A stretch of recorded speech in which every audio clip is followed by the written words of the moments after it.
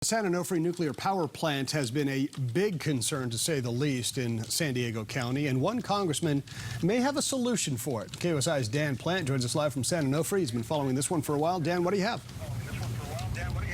Yeah, well, what we have is the best news that we have heard in years out here in San Onofre. For all of us who are concerned about 100 tons of nuclear waste on the coast, the newly elected congressman from this district, his name is Mike Levin. He is an environmental attorney, and the first thing that he did when he got to Congress is take a look at this, and he's been working on it ever since. Thankfully, because now it looks as if at least there is a little bit of hope, a little bit of a path to possibly getting this stuff off the coast. Take a look at what's happening.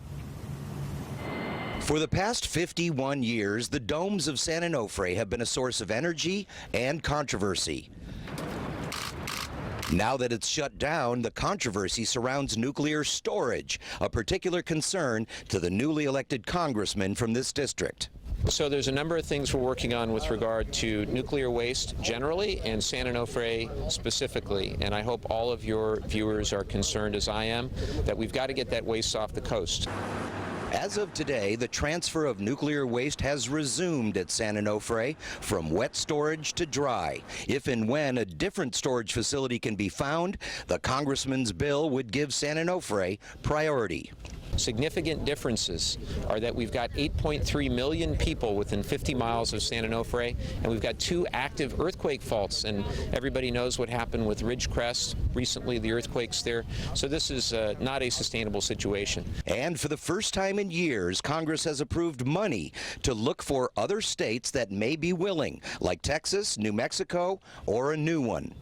The other thing that's going on is now the state of Wyoming is talking about its desire to perhaps replace some of the lost jobs in the fossil fuel industry with nuclear waste management. Then there's the elephant in the room. It's called Yucca Mountain in Nevada. It was built, then shut down without an ounce of nuclear waste, and it wasn't cheap.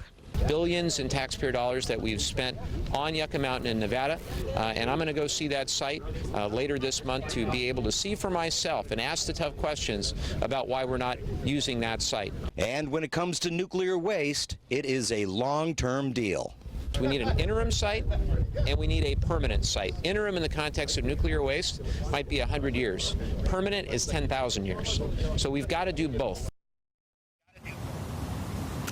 Yeah, so obviously, as we talked about earlier, the life of nuclear waste goes on for thousands and thousands of years, and you got to find some state, some place, some politicians that are willing to take this stuff for 10,000 years, and obviously it has to be away from earthquake faults and 8 million people. So that's what's happening. I talked to the folks over at San Onofre earlier today. They didn't have a chance to come over and talk to us on camera, but he did give me a statement saying that he completely supports what Congressman Levin is doing here. Any effort to get this stuff off of the coast. As you know, Southern California Edison is the primary shareholder in this particular plant, and these folks want this stuff out of here as much as anyone else, possibly. You know, that there's a lot at stake going on.